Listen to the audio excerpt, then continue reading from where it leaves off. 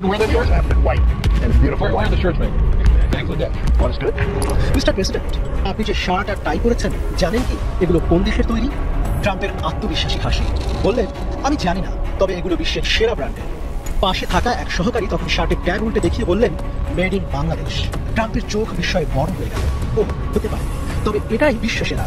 Bangladesh, that's good, this is beautiful. Canada ও মেক্সিকোর পর এবার ভারতকে টার্গেট করেছেন মার্কিন নবনিযুক্ত প্রেসিডেন্ট ডোনাল্ড ট্রাম্প। ভারতের উপর এসেছে যুক্তরাষ্ট্রের নতুন হুঁশিয়ারি। ফেনীর পরশুরামের নিজ কালিকাপুর সীমান্তে বল্লার মুখাবেরি বাঁধ নির্মাণে ভারতীয় সীমান্তরক্ষী বাহিনী বিএসএফ বাধা দিলেও কোনো বার্তাই পেল না ভারতীয় বিএসএফ সদস্যরা। বিএনপি চেয়ারপারসন বেগম খালেদা জিয়ার সুস্থতা কামনা করে চিঠি পাঠিয়েছেন পাকিস্তানের প্রধানমন্ত্রী শেহবাজ শরীফ। খালেদা জিয়াকে পাকিস্তানের প্রধানমন্ত্রীর চিঠি বাংলাদেশ প্রতিনিধি। এটি অত্যন্ত একটা গুরুত্বপূর্ণ ঘটনা। আসসালামু আলাইকুম দর্শক, নতুন একটা নিউজে আপনাকে স্বাগতম। প্রিয় দর্শক, বাংলাদেশের পক্ষ নিয়ে ভারতকে ট্রাম্পের কঠিন হুমকি, সীমান্তে বিএসএফকে বিজিবির নাকানি চুবানি ও খালেদা জিয়াকে পাকিস্তানের প্রধানমন্ত্রীর গুরুত্বপূর্ণ চিঠি দেওয়ার ঘটনা নিয়ে করা আমাদের আজকের ভিডিওটি অত্যন্ত গুরুত্বপূর্ণ। ভিডিওটি শুরু থেকে শেষ পর্যন্ত ধৈর্য সহকারে দেখে একটি লাইক দিয়ে সবাইকে শেয়ার করে দিন। আমাদের চ্যানেলে নতুন হলে চ্যানেলটি সাবস্ক্রাইব করে পাশে থাকা বেল আইকনে ক্লিক করে রাখুন। আমাদের ভিডিওটি আপনি বাংলাদেশের কোন জেলায় বসে দেখছেন বা শুনছেন সেটি অবশ্যই কমেন্ট বক্সে কমেন্ট করে জানিয়ে দিতে ভুলবেন না। চলুন আর কথা না বাড়িয়ে ভিডিওটিতে একটি লাইক দিয়ে ধারাবাহিকভাবে আজকের বিস্তারিত খবরগুলো দেখে আসি। Where are the shirts?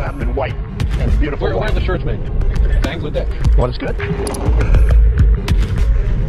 New ইয়র্কের আকাশ তখন মেঘলা।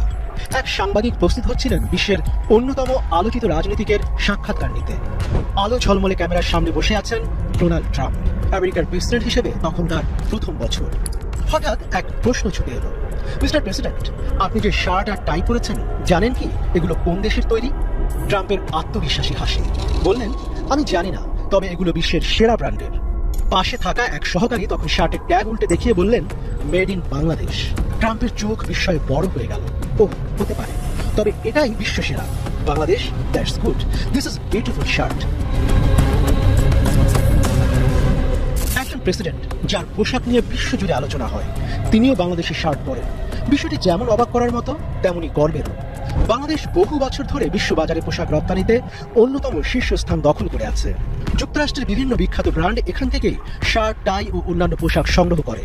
কিন্তু প্রেসিডেন্টের গায়ে থাকা শার্ট যে বাংলাদেশি, তা উঠে আসায় গার্মেন্টস শিল্পের শ্রমিকদের জন্য এটি এক অনুপ্রেরণার গল্প হয়ে উঠেছে। শুধু পোশাক নয়, ট্রাম্পের খাদ্যাভ্যাসও সবসময় আলোচনার বিষয়। তিনি বিলাসবহুল খাবার পছন্দ করেন, কিন্তু একই সঙ্গে ফাস্টফুডের প্রতিও তার আসক্তি প্রবল। সকালে মশলাদার খাবার দিয়ে দিন শুরু হয় তার। সসেজ, বেকন আর ডিম তার প্রিয়। দুপুরে স্টেক, রাতে কখনো কেএফসির মুরগির মাংসের বাক্স, কখনো বা চিজ ভর্তি বার্গার। বিশেষজ্ঞরা বলেন, তার এই খাদ্যাভ্যাস তার মেজাজ ও চিন্তা ভাবনায় সরাসরি প্রভাব ফেলে। ট্রাম্প মানেই বিতর্ক। প্রেসিডেন্ট থাকাকালীন সময়ে তিনি এমন বহু সিদ্ধান্ত নিয়েছেন যা বিশ্বকে হতবাক করেছে। চীনের সঙ্গে বাণিজ্য যুদ্ধ, মধ্যপ্রাচ্যে কঠোর নীতি, নেটোর প্রতি সন্দেহ, তার প্রতিটি সিদ্ধান্তই ছিল চমক। তার আচরণ যেমন অনেকের কাছে রহস্যময়, তেমনি তার রসবোধও মাঝে মাঝে আলোচনায় উঠে আসে। এই সাক্ষাৎকারও তার ব্যতিক্রম নয়। তিনি হয়তো জানতেন না, কিন্তু যখন জানলেন তখন অকপটে স্বীকার করলেন, বাংলাদেশি শার্টই সেরা। বাংলাদেশের পোশাক শিল্প বিশ্বমানের, তার নতুন করে প্রমাণের কিছুই নেই। তবে ট্রাম্পের মতো বিশ্ব নেতার পোশাকে বাংলাদেশি শার্ট থাকার ঘটনা নতুন আলোচনার জন্ম দিয়েছে। এটি শুধু পোশাক শিল্পের জন্য নয়, বরং বাংলাদেশের অর্থনীতির জন্য ইতিবাচক বার্তা। লাখো শ্রমিক প্রতিদিন কঠোর পরিশ্রম করেন, তাদের তৈরি পোশাক আজ বিশ্বের ক্ষমতাধর ব্যক্তিদের শরীরে। ট্রাম্পের গায়ে বাংলাদেশি শার্টটাই শুধু একটি খবর নয়, এটি বাংলাদেশের গার্মেন্টস শিল্পের জন্য এক অনুপ্রেরণার গল্প। যেখানে লাখো শ্রমিক প্রতিদিন কঠোর পরিশ্রম করে বিশ্বমানের পোশাক তৈরি করেন, সেই শ্রমিকদের হাতের ছোঁয়া এখন ট্রাম্পের গায়েও। বাংলাদেশের জন্য এটি নিঃসন্দেহে গর্বের মুহূর্ত, যা প্রমাণ করে আমাদের তৈরি পোশাক সত্যি বিশ্বসেরা। কানাডা ও মেক্সিকোর পর এবার ভারতকে টার্গেট করেছেন মার্কিন নবনিযুক্ত প্রেসিডেন্ট ডোনাল্ড ট্রাম্প। ফলে ব্যাপক বাণিজ্যিক ও অর্থনৈতিক সংকটে পড়তে পারে দেশটি। এমন শঙ্কার মধ্যে হোয়াইট হাউসের প্রতি এক প্রকার নতজানু স্বীকার করেছে দিল্লি। যুক্তরাষ্ট্রের 47তম প্রেসিডেন্ট হিসেবে দায়িত্ব নিয়ে একের পর এক নির্বাহী আদেশে সই করেছেন ট্রাম্প, যার মধ্যে কানাডা ও মেক্সিকোর উপর অতিরিক্ত 25% শুল্ক আরোপের বিষয়টিও রয়েছে। দেশ দুটি থেকে মাদক চোরাচালান রোধ সহ অবৈধ উপায়ে যুক্তরাষ্ট্রে প্রবেশকারীদের ঠেকাতে এমন পদক্ষেপ নিয়েছেন ট্রাম্প। আগামী 1 ফেব্রুয়ারি থেকে কানাডা ও মেক্সিকো হতে যুক্তরাষ্ট্রে আগত পণ্যের উপর অতিরিক্ত এই শুল্ক আরোপের সিদ্ধান্ত কার্যকর হবে, যার ফলে ব্যাপক অর্থনৈতিক সংকটে পড়তে যাচ্ছে দেশ দুটি। আর তারই রেশ এবার ব্রিক্সভুক্ত দেশগুলোর উপর টানতে যাচ্ছেন মার্কিন প্রেসিডেন্ট ট্রাম্প, যার মধ্যে ভারতও রয়েছে।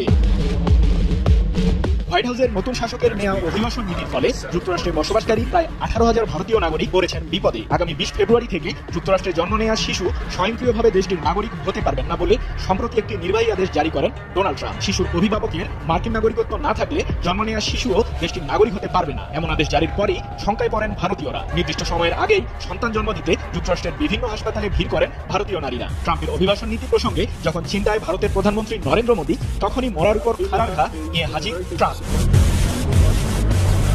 গত বছরের অক্টোবরে রাশিয়ার দক্ষিণ পশ্চিমাঞ্চলীয় শহর কাজানে অনুষ্ঠিত হয় ব্রিক্সের 16তম আসর। সম্মেলনে সংগঠনটির সভাপতির দায়িত্ব পালন করেন রাশিয়ার প্রেসিডেন্ট ভ্লাদিমির পুতিন।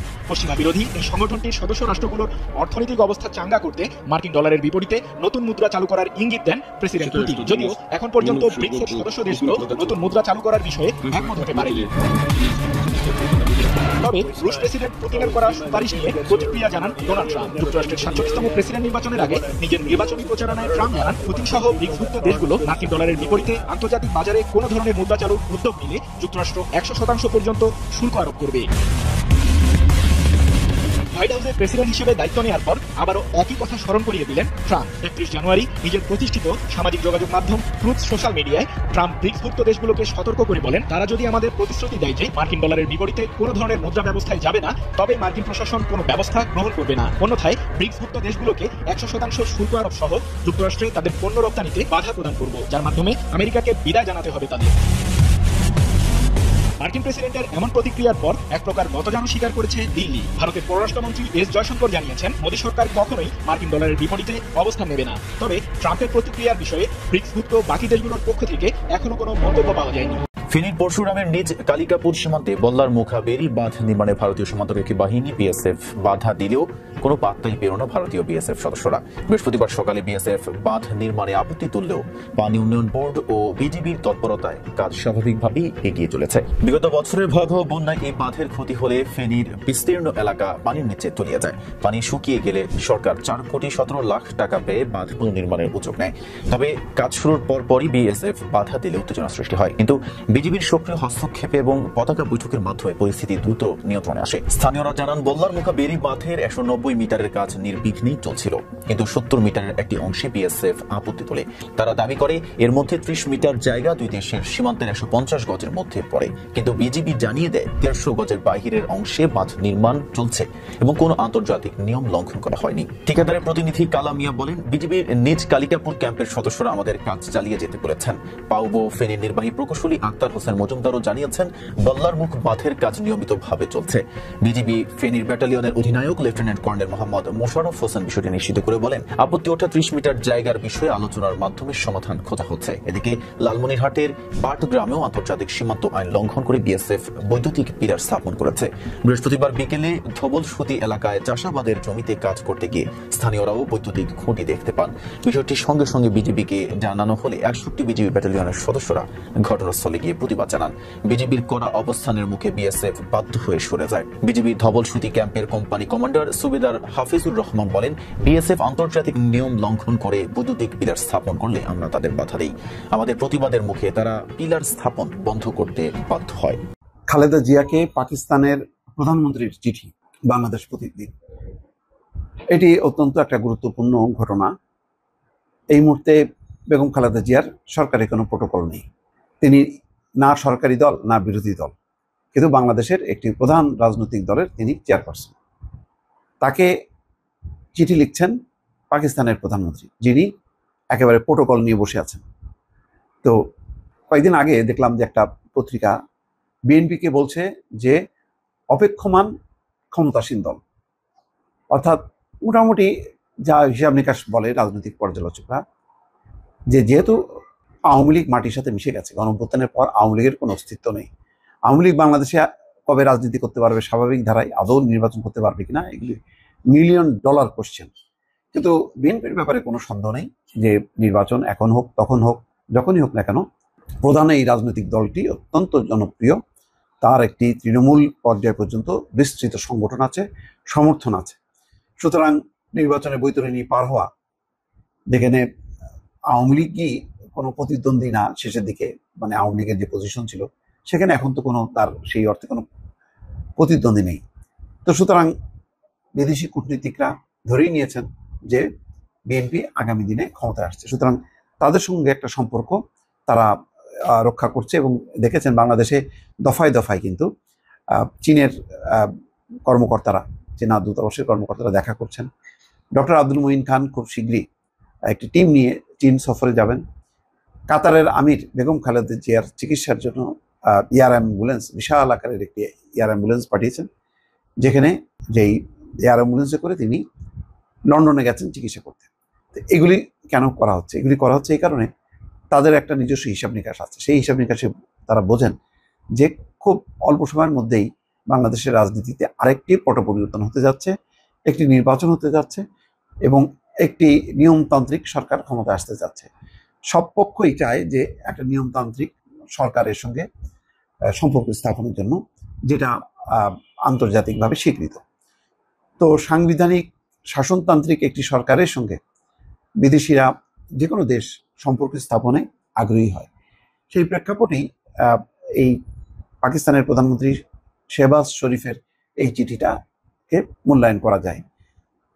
চিঠিতে তিনি খালেদা জিয়ার সুস্থতা কামনা করেছেন। রবিবার গণমাধ্যমকে এই তথ্য জানান বিএনপির মিডিয়া সেলের সদস্য শাহরুল কবির খান।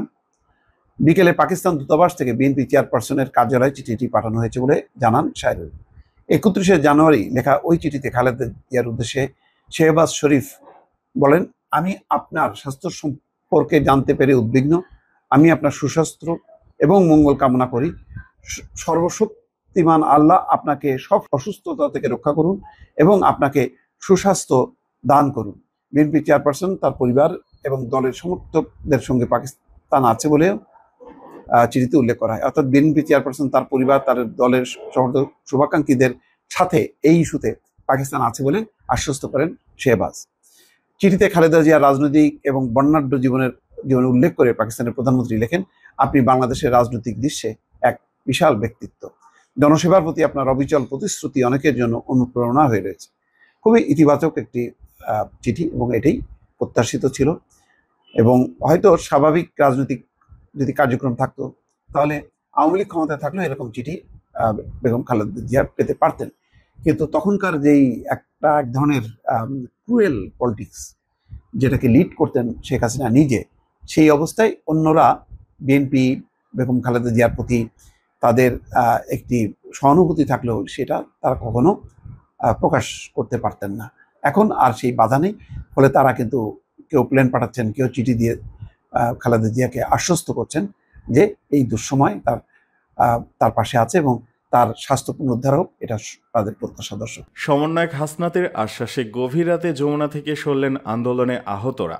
দাবি পূরণে সমন্বয়ক হাসনাত আবদুল্লার আশ্বাসে গভীর রাতে প্রধান উপদেষ্টার বাসভবন যমুনার সামনে থেকে সরলেন বৈষম্য বিরোধী আন্দোলনের আহতরা। তারা হাসপাতালে ফিরে যাচ্ছেন। রোববার দিবাগত রাত 2:45টার দিকে তারা প্রধান উপদেষ্টার বাসভবন যমুনার সামনে থেকে সরে যেতে থাকেন। এর আগে সুচিকিৎসা, পুনর্বাসন ও রাষ্ট্রীয় স্বীকৃতি সহ 7 দফা দাবিতে রাত 12:15টার দিকে পুলিশের ব্যারিকেড ভেঙে যমুনার সামনে এসে বিক্ষোভ দেখান তারা। তার কয়েক মিনিট পর তাদের সাথে কথা বলতে সেখানে উপস্থিত হন বৈষম্য বিরোধী ছাত্র আন্দোলনের আহ্বায়ক হাসনাত আবদুল্লাহ। তবে আহতরা প্রথমে তার সাথে কথা বলতে রাজি হননি। আহতরা বলেন, সরকারকে আগে আহতদের সুচিকিৎসা নিশ্চিত করতে হবে, তারপর সংস্কার, দল গোছানো ও নির্বাচন। হাসনাত, সার্জিস ও সমন্বয়করা আহতদের পরিবারের খোঁজ খবর না নিয়ে তারা রাজনৈতিক দল গোছানো নিয়ে ব্যস্ত। আহতদের পুনর্বাসনের কথা সরকার শুধু বলেছে, কিন্তু তারা কোনো উদ্যোগ গ্রহণ করেনি। আমরা বাস্তবে কোনো দৃশ্যমান উদ্যোগ দেখতে পাইনি। এ সময় হাসনাত আবদুল্লাহ আন্দোলনকারীদের বোঝানোর চেষ্টা করেন, তবে আন্দোলনকারীদের চিৎকার ও হট্টগোলের কারণে তিনি কথা বলতে পারছিলেন না। তার সাথে থাকা নেতারা তাদের শান্ত করার চেষ্টা করেন। পরে রাত 2:45টার দিকে হাসনাত আবদুল্লাহ যমুনার সামনে সাংবাদিকদের জানান,